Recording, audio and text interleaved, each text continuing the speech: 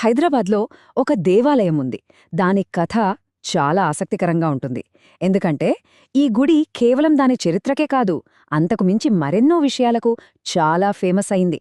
ఈరోజు మనం ఒక చిన్న కన్ఫ్యూషన్తో మొదలుపెట్టి ఈ గుడికి ప్రపంచవ్యాప్తంగా ఎందుకంత పేరొచ్చిందో చూద్దాం. ఇక్కడ చేసే ప్రత్యేకమైన మొక్కులు, దాని వెనకున్న విప్లవాత్మకమైన ఆలోచనలు, ఇంకా అసలీ గుడి ఎలా వెలిసిందో తెలుసుకుందాం. ఈ కథంతా ఈ రోజుల్లో మనం తరచూ చూసే ఒక చిన్న సమస్యతో మొదలవుతుంది. అదేంటంటే ఆన్లైన్లో ఒకలా, బయట ఇంకోలా ఉండటం.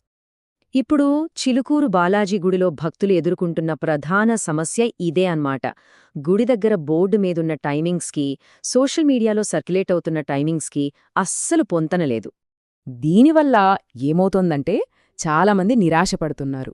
కానీ ఇక్కడ అసలు ప్రశ్న ఏంటంటే, ఒక గుడి టైమింగ్స్ ఇంతమందికి ఎందుకు అంత ముఖ్యంగా మారాయి? ఇప్పుడు ముందుకు వెళ్దాం. ఆ ప్రశ్నకు సమాధానం ఈ గుడికి ఉన్న ఒక ప్రత్యేకమైన, ఈ మధ్యకాలంలో వచ్చిన పేరులో ఉందన్నమాట. ఈ గుడికి వారానికి దాదాపు 1,00,000 మంది వస్తారు. అంటే మామూలు విషయం కాదు. ముఖ్యంగా స్టూడెంట్స్, ఐటీ ఉద్యోగులతో గుడి ఎప్పుడూ రద్దీగా ఉంటుంది. అవును, ఇక్కడ కీలకమైన విషయం ఏంటంటే ఈ గుడిని అందరూ వీసా బాలాజీ గుడి అని పిలుస్తారు.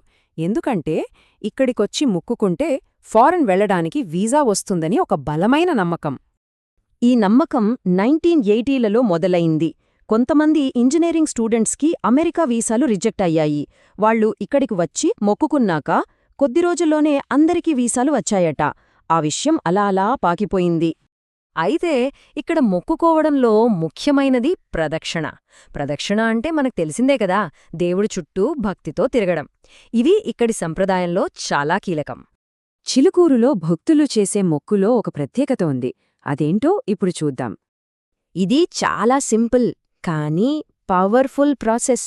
2 స్టెప్పులుంటాయి. ముందుగా గుడికి వచ్చి మనసులో ఒక మంచి కోరిక కోరుకుంటూ 11 ప్రదక్షిణలు చేయాలి. ఆ కోరిక తీరిన తర్వాత థాంక్స్ చెప్పుకోవడానికి మళ్లీ వచ్చి 108 ప్రదక్షిణలు చెయ్యాలి. అంతా బానే ఉంది కానీ కరెక్ట్గా 11108 అనే నెంబర్లే ఎందుకు? దాని వెనుక కూడా ఓ ఆసక్తికరమైన కథ ఉంది.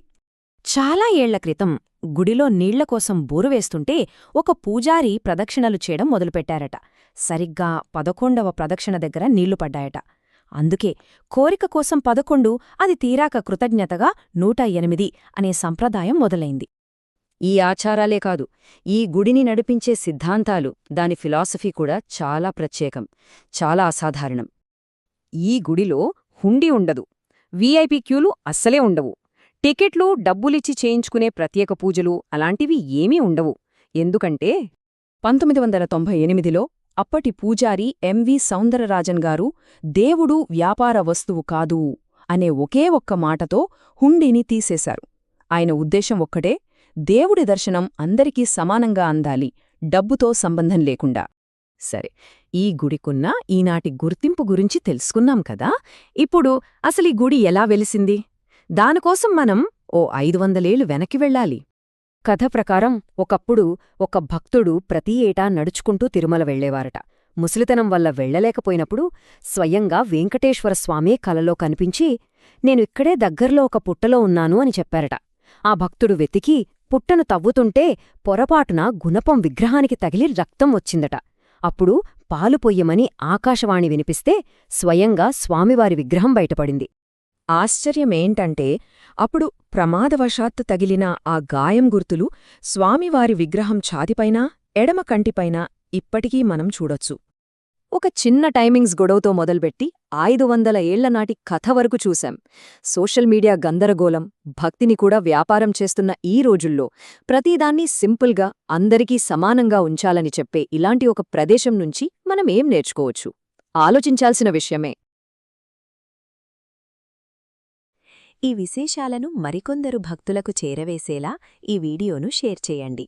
ఇలాంటి లోతైన ఆధ్యాత్మిక విషయాల కోసం మా ఛానల్ను సబ్స్క్రైబ్ చేసుకోండి.